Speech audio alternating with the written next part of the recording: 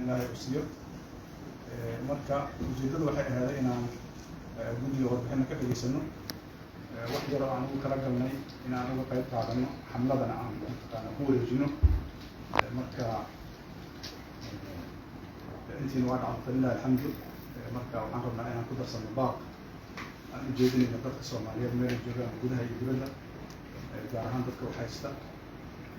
in ay ka qayb qaataan xamladan qof Soomaaliyeed oo badbaadiyo runtii waa wax aad iyo aad weyn abaaraha loo sheegay aad iyo aad u culus yihiin laakiin haddana weli meel wax badan la badbaadi karo joogaan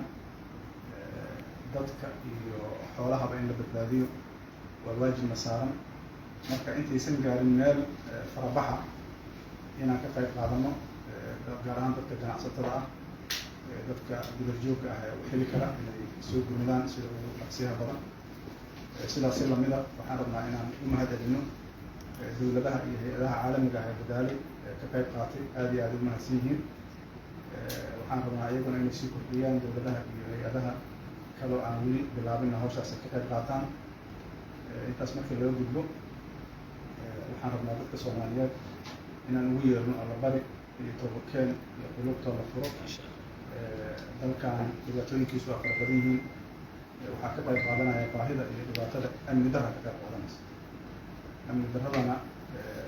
meelo badan waa ka jirtaa laakiin hadda midda ugu badan waa caqabadaha ay dhigeen shabaab oo jidadkii aan la mari karin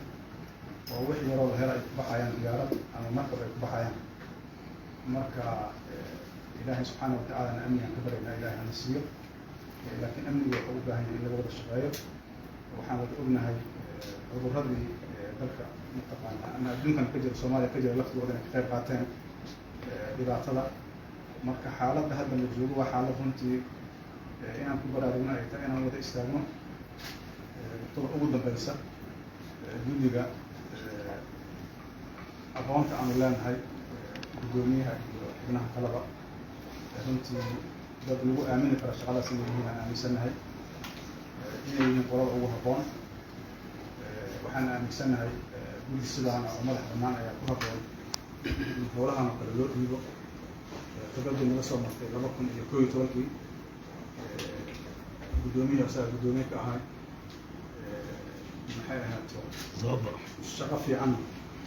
waa qabteen guddigii haddana waxaan rajaynaynaa inay qabtaan dadka oo dhan waxaan ugu yeeraynaa inay gacan ka geystaan aad iyo aad anigoo madaxa guddiga ku hadlaya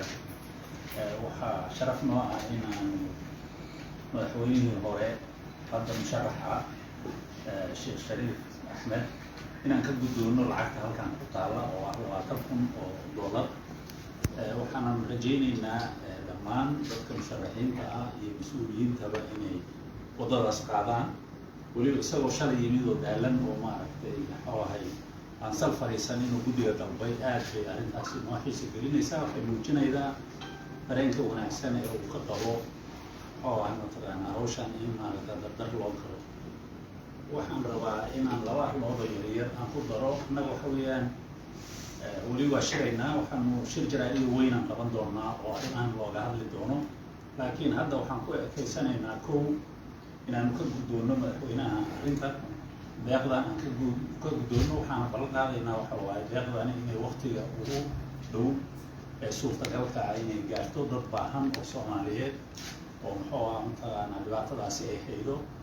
ma sii haysan doona haddii aan la yidhaahdo arrinta kale oo aan rabo waxa waaye weli dadku waxay u haystaan abaartu inay iska tahay abaar caadiya abaartani abaar caadiya ma aha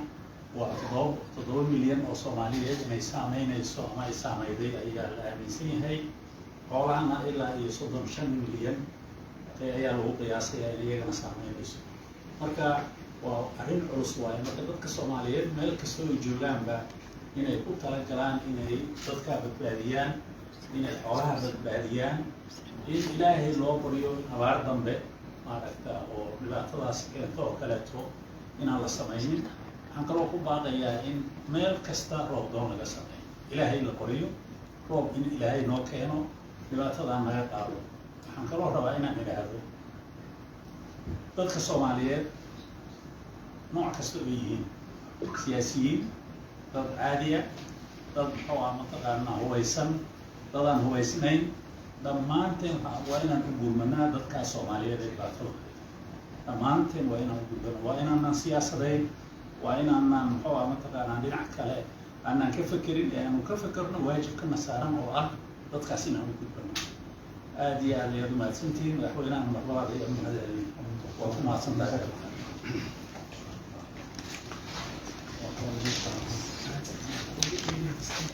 Wow.